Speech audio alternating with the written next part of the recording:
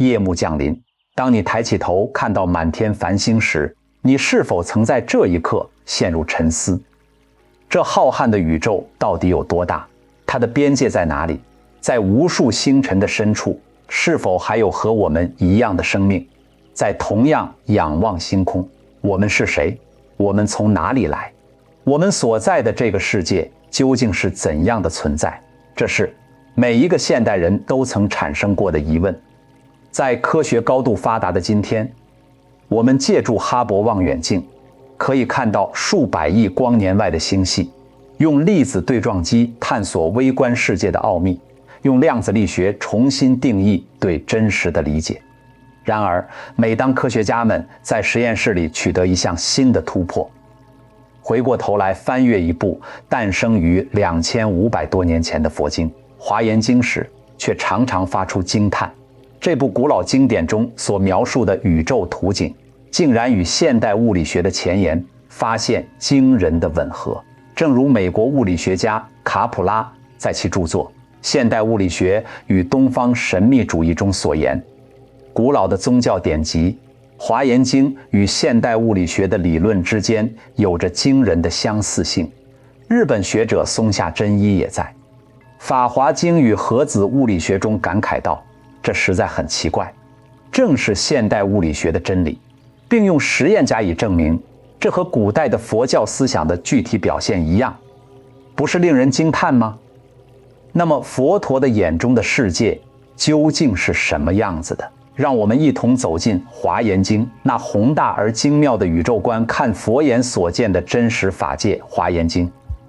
全称《大方广佛华严经》，被大乘佛教尊为经中之王、经中之海。大方广意为佛法之体，相用三者，圆满具足。佛华严则意为以万行之因花，庄严佛果之万德。整部经典展现的是佛陀在菩提树下成道后，于定中为法身大士所宣说的圆满境界，其内容之广博，义理之深邃，气象之恢宏，在佛教一切经典中无出其右。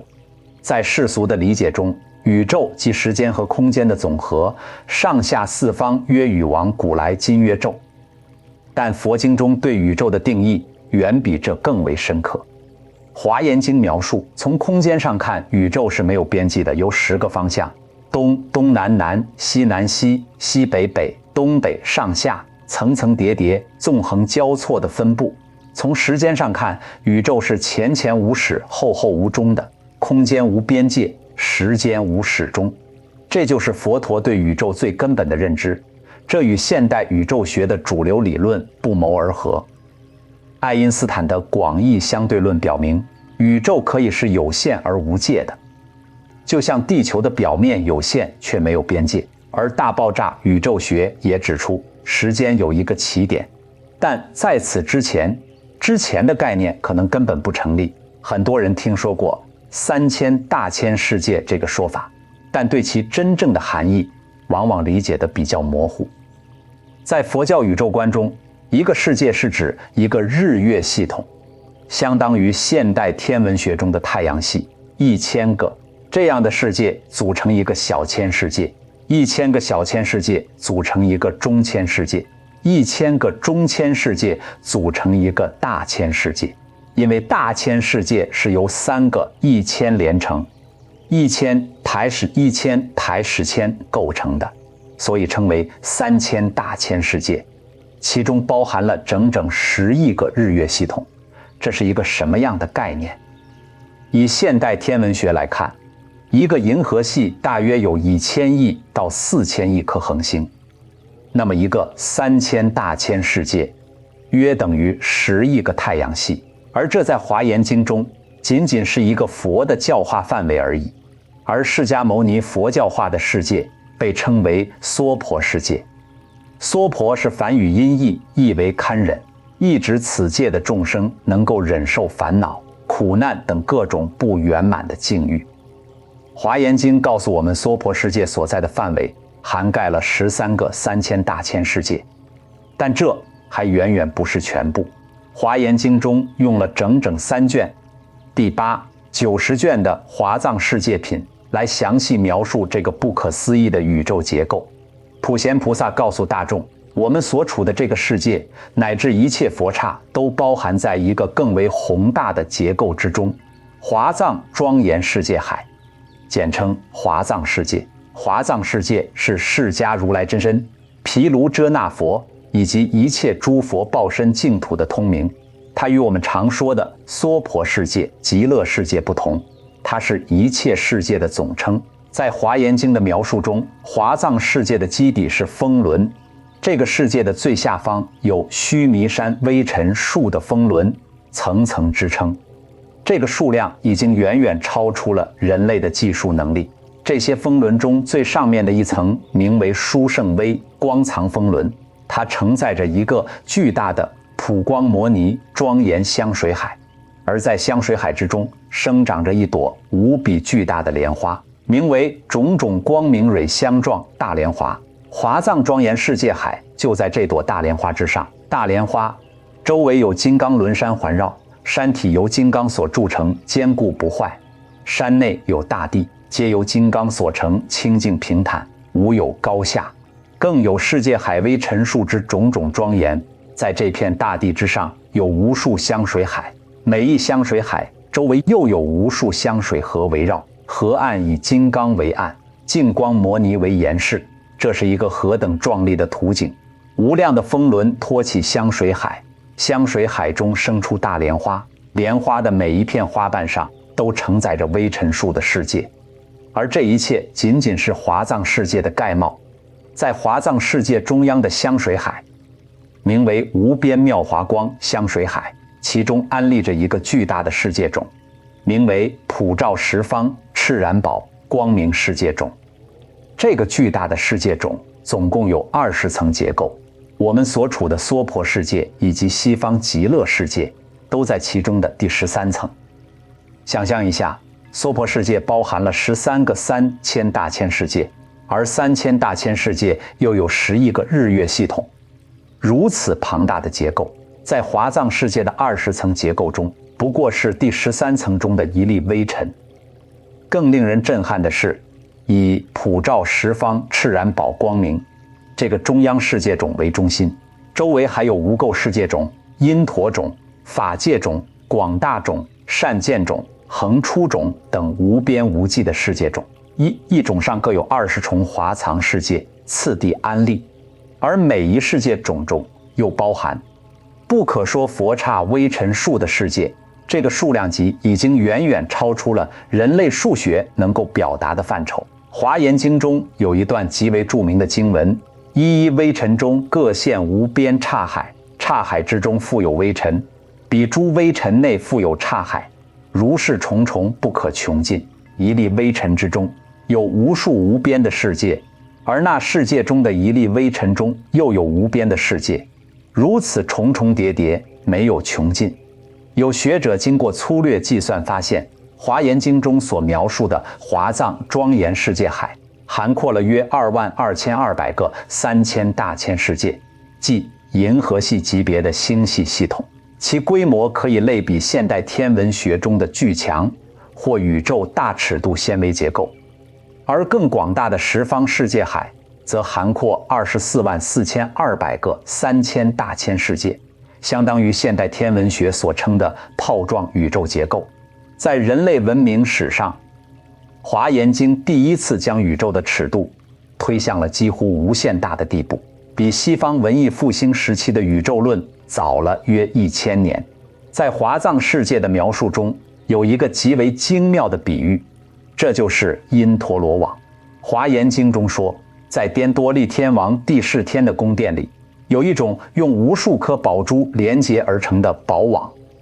网上的每一颗宝珠都映射出其他所有宝珠的影子，珠珠相含，互相辉映，一重一重，无有穷尽。这一颗宝珠中含摄了所有宝珠的影子，而所有宝珠又各自映射出包含其他宝珠的完整，影像一颗珠，映现一切珠，一切珠又映现一颗珠。这就是一即一切，一切即一的直观呈现。华严经正是用因陀罗网来譬喻宇宙万象之间的关系，万事万物就像这张网上的一颗颗宝珠，你中有我，我中有你，彼此含摄，重重无尽。每一个事物都不是孤立存在的，它既是一个独立的个体，又包含并映现着整个宇宙。这个比喻在2500年前听起来像是神话，但到了今天，现代物理学中出现了宇宙全息论，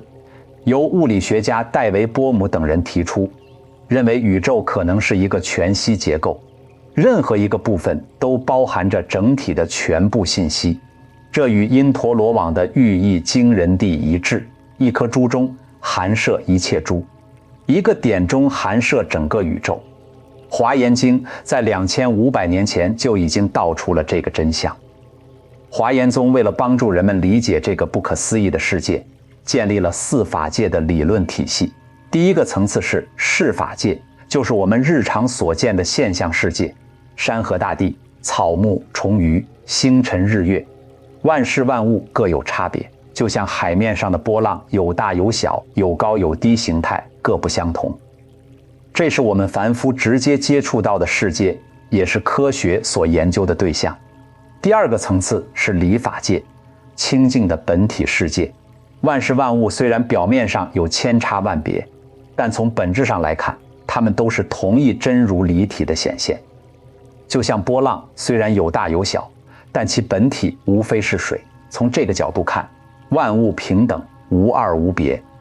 第三个层次是理事无碍法界，现象与本体之间相互融通，没有障碍。这里的理是水的本质，事是波浪的现象，波即是水，水能生波。二者是一体两面的关系，我们不能离开波浪去寻找水，也不能离开水去理解波浪。第四个层次是事事无碍法界，这是华严哲学的最高境界。不仅理与事之间无碍，事物与事物之间，现象与现象之间，也是互相包容、互相容摄，毫无障碍的。就像水和水之间，波浪和波浪之间也是圆融无碍的一样。华严经说，一花一世界，一叶一菩提，每一朵花每一片叶都完整地呈现了整个宇宙的奥秘。唐代华严宗的法藏大师曾用殿前的金狮子给武则天讲解这个道理。金狮子的每一根金毛都包含了整个金狮子，任何一个部分都与整体圆融无碍。当代高僧净慧长老也有过一个非常动人的说法：一朵花的美丽需要整个宇宙的生命来成就，一朵花的绽放需要阳光、雨露、土壤、空气，需要整个生态系统的配合。所以这朵花里就包含了整个宇宙的信息。华严经对时间和空间的描述同样超越了常人的认知框架。经中说，念劫圆融，一念可以包含无量劫，无量劫也可以浓缩在一念之间。华严经中的十世格法义成门更指出，过去、现在、未来三世，每一世中又各有过去、现在、未来三世，总成9世，而9世同时又融摄于一念之中。这种对时间相对性的阐释，与爱因斯坦相对论中时间可因速度与引力场而弯曲的观点遥相呼应。华严经如来出现品中有一段著名的偈语：若人欲知佛境界，当尽其意如虚空，远离妄想及诸取，令心所向皆无碍。想要了解佛的境界，首先要让自心清净如虚空，远离一切妄想和执着。当心灵摆脱了时空的束缚，不再执着于大和小、一和多、前和后这些二元对立的分别时，才能真正契入华严的世界。佛身充满于法界，普现一切众生前，随机复感迷不周，而横处此菩提座。佛陀的法身充满于整个法界，同时出现在一切众生面前，随顺众生的因缘而感应，却始终安坐在菩提座上。同一时间，不同地点，无处不在。这不是神话，而是世事无碍境界的真实体现。华严经中还有一个极为深刻的思想：一即一切，一切即一。这并不是一个哲学玄谈，而是对宇宙实相的如实描述。在华严的视野中，任何一个微小的存在，都包含着整个宇宙的全部信息，就像全息照片一样，任何一个碎片都可以还原出完整的图像。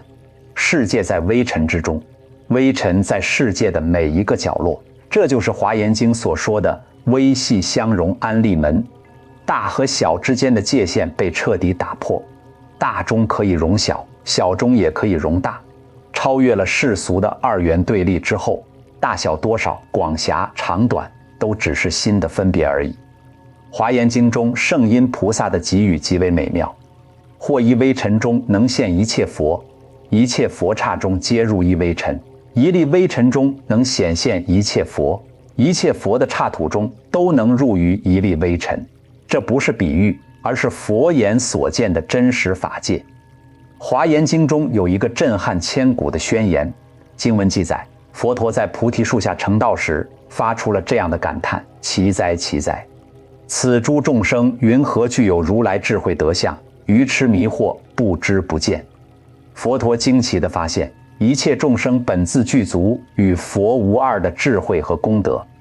只是由于被妄想和执着所遮蔽，才不能证得。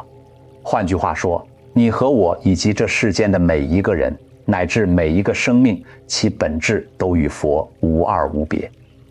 我们之所以感受不到、认识不到这个事实，只是因为我们的心被妄念覆盖了，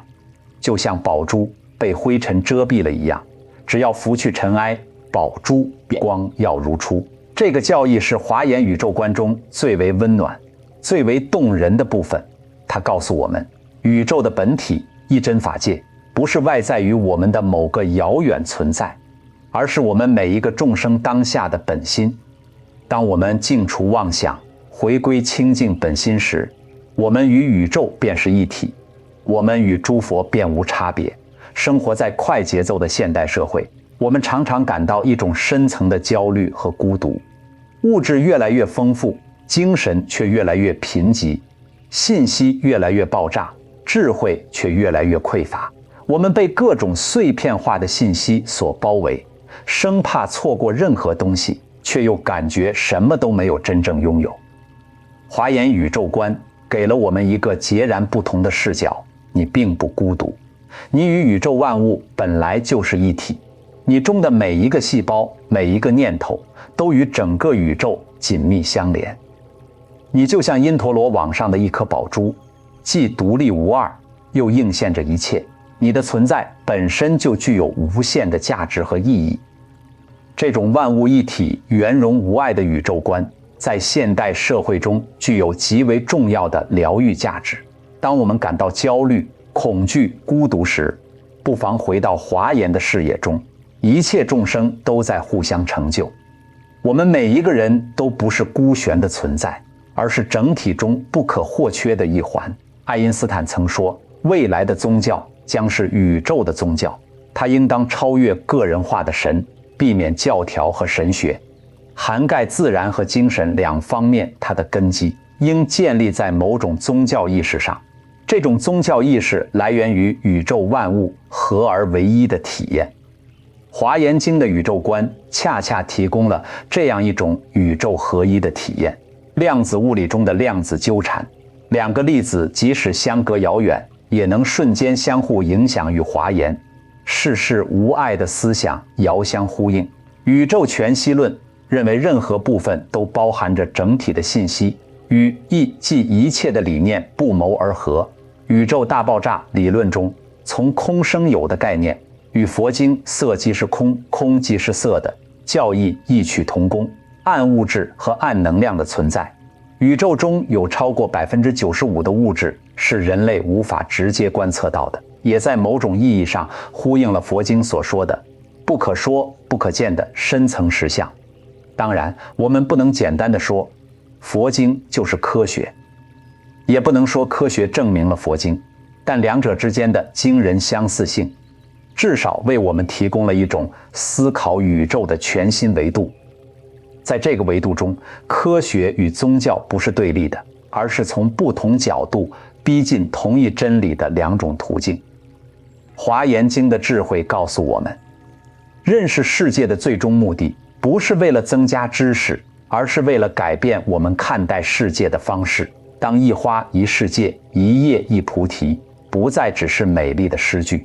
而当它成为你真实的身心体验时，你的生命将发生深刻的转变。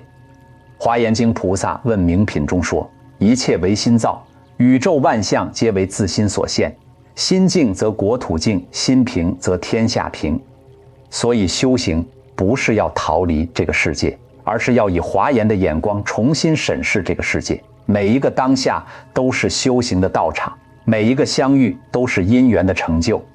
每一个平凡的日子都蕴含着世事无碍的庄严与美妙。愿此华严法界之妙义，如甘露法雨遍洒十方。愿一切众生皆能回光返照，识得本具之如来智慧德相，远离妄想颠倒执着，当下得见自性清净之华藏世界。愿世间山河无恙，日月清明，风调雨顺，国泰民安。愿法界众生彼此成就，互相含摄，如因陀罗网之宝珠，光光相应，重重无尽，共入一真法界，同登涅槃彼岸。愿以此功德庄严佛净土，上报四重恩，下济三途苦。若有见闻者，悉发菩提心，尽此一报身，同生极乐国。南无大方广佛华严经，南无华严会上佛菩萨，是释迦牟尼佛。